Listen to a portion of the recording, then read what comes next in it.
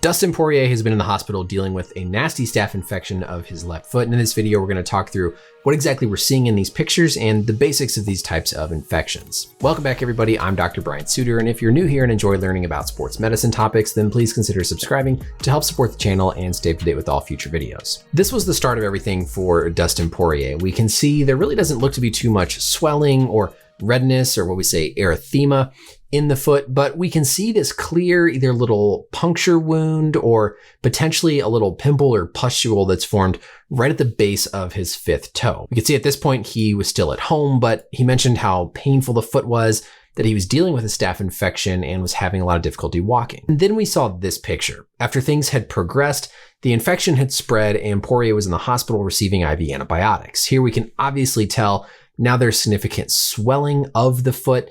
There's a lot of erythema or redness suggestive of that underlying infection, and that little incision or puncture site or potentially a little pustule or pimple looks like it's potentially expanded and maybe even oozed out some fluid. The good news here is that Dustin appears to be going in the right direction. He said on his social media that the plan is to be discharged from the hospital tomorrow, so Wednesday morning, suggesting that the IV antibiotics are working and things are under better control. So hopefully this will soon be behind him. But let's talk about staph infections and what we're seeing more of in these photos. Staph is short for Staphylococcus, and Staphylococcus is a family of bacteria of which there are many, many different subtypes. I would challenge any doctor to name more than just a handful. In Dustin's case, what we're worried about is a specific one called Staph aureus. And even more potentially harmful, there's a specific strain of Staph aureus called MRSA. A lot of us actually have Staph aureus bacteria living in our nostrils or on our skin, absolutely causing no harm whatsoever.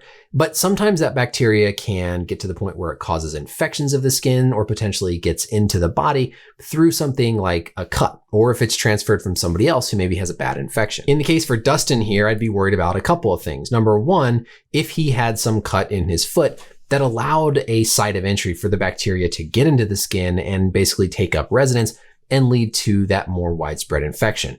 It's also possible that this was just basically a pimple or a pustule that can form with a staph infection that just happened to be on his foot. It's pretty circular and focal, so I'd lean more towards just a pimple or kind of a pustule. There might be some deeper fluid under here that would be suggestive of an abscess, but I would lean more towards something like that rather than he got a cut or a laceration, which I would suspect would be more jagged or like a line. When that bacteria spreads in the skin, there are a lot of different types of infections that you can develop, depending on where it is and how it manifests. In the skin, we're particularly worried about something called cellulitis. If it happens around the mouth, you might have these yellow crusty things, and that can be impetigo. So there's a lot of different types of staph infections throughout the body. The reason for this increased redness is because that infection activates your immune system to bring in more blood to that area, to bring in more bacteria fighting cells. And because you have more blood flow, the skin gets that red color.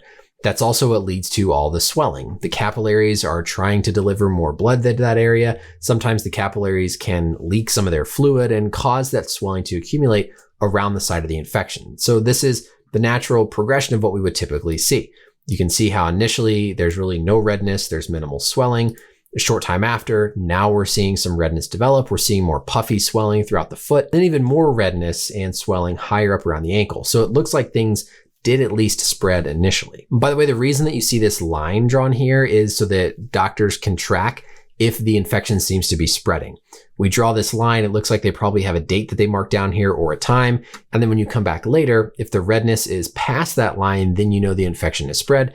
If it started to recede, then that's a sign that likely your antibiotics are working. And that leads to how we treat these and why Dustin ultimately had to be put in the hospital. Initially for things like cellulitis or staph infections, we'll try oral antibiotics if the person is stable and we can just treat them outside of the hospital. But sometimes those oral antibiotics don't work in killing the bacteria. Or you might have a specific strain of staph called MRSA, which is basically Staph aureus, but it's developed resistance to a particular family of antibiotics, making it harder to treat. Likely for Dustin, they started oral antibiotics, things continued to progress, and so then they had to bring him into the hospital to give him antibiotics through the IV to basically provide stronger, more powerful, targeted attack on that bacteria. And now that things are starting to calm down, he's at that point where it looks like he'll be discharged home from the hospital. Dustin is fortunate here, and hopefully this stays behind him because staph infections, particularly MRSA, can be fatal. They can spread to the bone and cause osteomyelitis. They can lead to amputations.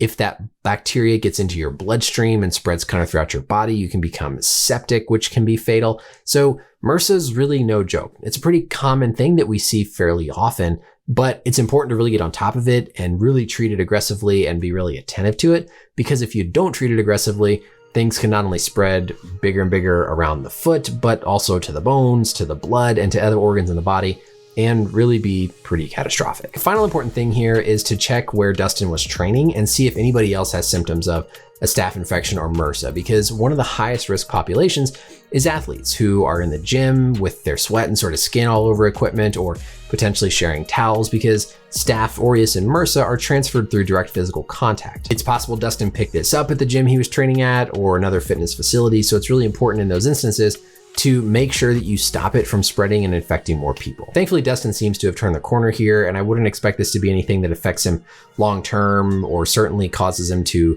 miss time for his upcoming fight. If there's any more updates or we learn new information, I'll be sure and do an update video, but let me know as always down below any questions or comments. I hope this was educational for you, and until next time, I'll see you later.